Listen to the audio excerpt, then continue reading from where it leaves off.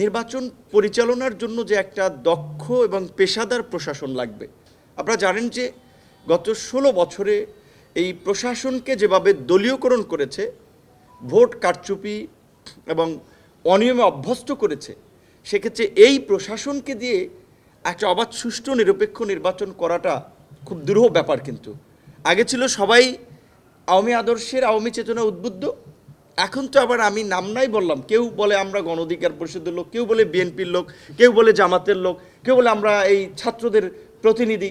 কাজে এখনকার এই প্রশাসনের মধ্যেও যদি এই রাজনৈতিক মনোভাব থাকে, তাহলে তো আগামীতে এটার একটা প্রভাব নির্বাচনে পড়বে। সেক্ষেত্রে আমরা পরিষ্কারভাবেই বলেছি যে নির্বাচনে যারা দায়িত্ব পালন করবে, রিটার্নিং কর্মকর্তা থেকে প্রিজাইডিং অফিসার, অন্যান্য ক্ষেত্রে তারা যেন রাজনৈতিক দলের সাথে ইনভলভ না থাকে, সেটি যেন আগে ভাগে থেকে তারা একটা প্রক্রিয়া এনশিওর করে।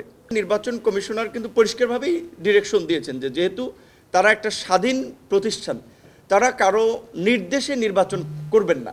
কিন্তু যেহেতু একটা জাতীয় সংকটকালীন সময় তারা দায়িত্ব নিচ্ছেন, এখানে একটা নির্বাচনের জন্য, একটা অর্থবহ নির্বাচনের জন্য রাজনৈতিক ঐক্যমত্য জরুরি। রাজনৈতিক ঐক্যমত্য ছাড়া একটা সুষ্ঠু নির্বাচন সম্ভব নয়।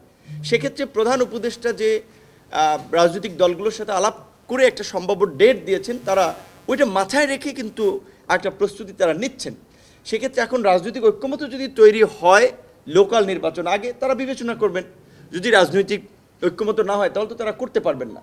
নিবন্ধন পাওয়ার জন্য যে শর্তটি আছে নির্বাচন কমিশনের, সেটা ভালো বিধান যে 100 উপজেলা এবং মেট্রোপলিটন এলাকা থানায় কার্যক্রম এবং অফিস ও 1/3 জেলা কমিটি, এইটা প্রতিপালন যেসব রাজনৈতিক দল করছে না, হালনাগাদ তথ্য নিয়ে প্রয়োজনে তাদের নিবন্ধনটা স্থগিত করুক।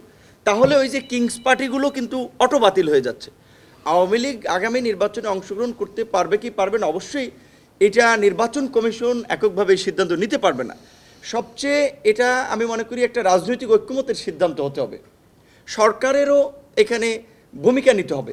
সেক্ষেত্রে রাজনৈতিক ঐক্যমত তো তৈরি হয়েছে, গত মিটিংয়েই কিন্তু সব রাজনৈতিক দল এই বিষয়ে ঐক্যমত হয়েছে যে আওয়ামী লীগ এবং তার এই ফাঁসিবাদের দোসররা যেন আগামীতে নির্বাচন না নিতে পারে, সেজন্য তাদের বিষয়ে পদক্ষেপ নেওয়া। তাহলে রাজনৈতিক ঐক্যমত হলে তারা ব্যবস্থা নিতে পারবে। কিন্তু তারা ওই যে বুইফোর এবং কিংস পার্টি যে দলগুলো, সেগুলোর রেস্ট্রিকশন কিন্তু স্থগিত করার জন্য তারা হালনাগাদ তথ্য নিয়ে তারা করতে পারে। বিশেষ করে বাংলাদেশে আমরা বলেছি যে এই নির্বাচন কমিশন একটা এক্সাম্পল হবে ভবিষ্যতের জন্য। সুতরাং তারা তাদের এমন কিছু দৃশ্যমান পদক্ষেপ নেওয়া দরকার। সেক্ষেত্রে আমরা জোর দিয়েছি তারা যেন প্রবাসীদের ভোটদান এবং ভোটাধিকার প্রয়োগের বিষয়টাতে একটা গুরুত্ব দেয়, একটা ফেয়ার নির্বাচনের জন্য তারা প্রয়োজনীয় পদক্ষেপ নেয়। এবং একই সাথে যেহেতু এটা একটা পপুলার ডিমান্ড এবং রাজনৈতিক ঐক্যমত ইতিমধ্যে তৈরি হয়েছে, এই ফ্যাসিবাদের সাথে জড়িত রাজনৈতিক দল আওয়ামী লীগ এবং তার দোসরদের রাজনীতি নিষিদ্ধ করা, তাহলে তো নিবন্ধন অটো বাতিল হবে অবশ্যই।